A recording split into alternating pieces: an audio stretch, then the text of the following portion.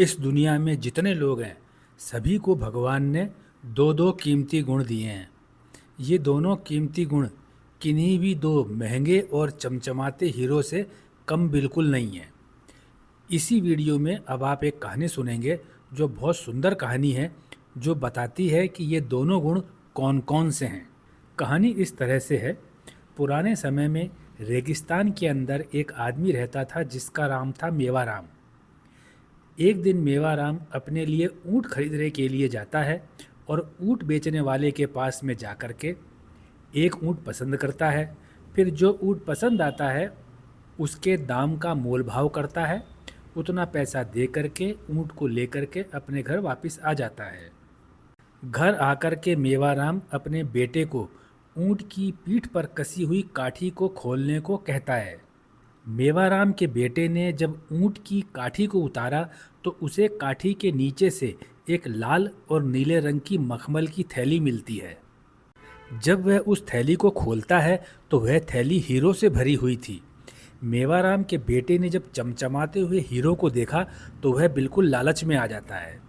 बेटा उस थैली को लेकर के अपने पिता मेवाराम के पास जाता है और फिर हीरे को दिखाता है तो मेवाराम कहता है, मैंने ऊँट वाले को केवल ऊँट के पैसे दिए हैं, इन हीरो के पैसे तो मैंने दिए नहीं हैं, इसलिए मुझे इन हीरो को उस आदमी को अब जाकर के वापस करना ही होगा।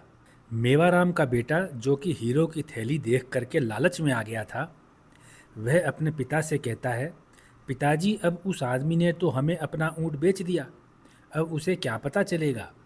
ये हीरे उस ऊँट में से मिले हैं जो हमने खरीदा है, इसलिए ये हीरे अब हमारे हैं। बेटे की बात सुन कर के मेवाराम जान जाता है कि उसके बेटे को लालच आ गया है। इसलिए मेवाराम अपने बेटे से हीरो की पोटली को अपने हाथ में ले लेता है और फिर वापस देने के लिए जाने लगता है। क्योंकि बेटे को लालच आ गया था, इसलिए मेवाराम का बेटा चाहता है कि उसके पिता इन हीरों को वापस ना करें। इसलिए वह अपने पिता मेवाराम को मनाने की बहुत कोशिश करता है, लेकिन मेवाराम अपने बेटे की कोई बात नहीं मानता, क्योंकि मेवाराम अपने सिद्धांतों का पक्का आदमी था और वह चाहता था कि दिन डूबने से पहले ही हीरे वापस उसी आदमी को दे दिए जाएं जिससे ऊँट खरीदा है। मेवाराम जल्दी जल्दी जाता है उसी ऊँट बेचने वाले के पास जिससे उसने ऊँट खरीदा था और उसको वो हीरों से भरी हुई पोटली लौटाते हुए कहता है, भाई तुम्हारी पोटली ऊँट की काठी के नीचे थी, तुम निकालना भूल गए थे, ये तुम अपनी अमानत वापस ले लो।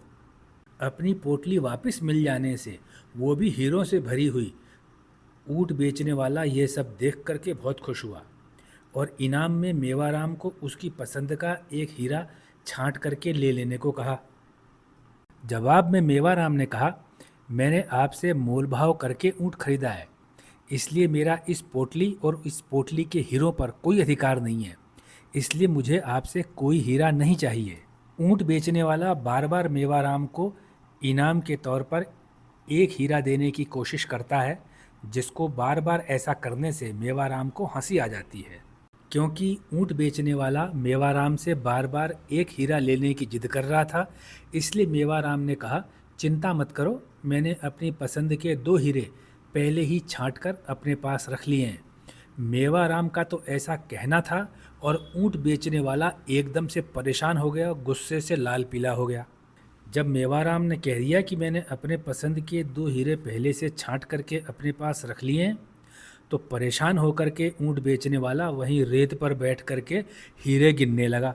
जब उस ऊँट बेचने वाले ने अपने सारे हीरे गिन लिए, क्योंकि वो हीरे पूरे थे, एक भी हीरा कम नहीं था, तो फिर वह ऊँट बेचने वाला दोबारा खुश हो गया और अब दोबारा मेवाराम से कहने लगा, तुम झूठ क्यों बोल रहे थे, तुमने तो एक भी हीरा नहीं लिया है, इस पोटली में जितने हीरे पहले थे उतने ही अभी भी हैं, इस पोटली से तो एक भी हीरा निकला ही नहीं है।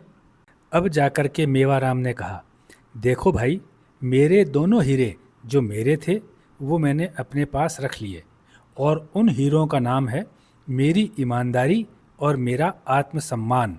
यह जान करके ऊँट बेचने वाले को पता चल गया कि मेवाराम वाकई में एक सज्जन आदमी है, इसलिए उस व्यापारी ने और उसकी पत्नी ने मेवाराम से आशीर्वाद लिया। इसके बाद में ऊँट वाले को उसकी थैली, उसके हीरे देकर के मेवाराम खुशी खुशी अपने घर की ओर चल दिया। यह बात बिल्कुल सही है। हम सभी के दिल में दो हीरे होते हैं। हम चाहें तो उन हीरों के मूल्य को बढ़ा दें या उनके मूल्य को गिरा दें। ईमानदारी और आत्मसम्मान, ये दो इतने बहुमूल्य हीरे होते हैं कि इनको खोना जीवन के उद्देश्य और जीवन के लक्ष्य को खो देने के बराबर है।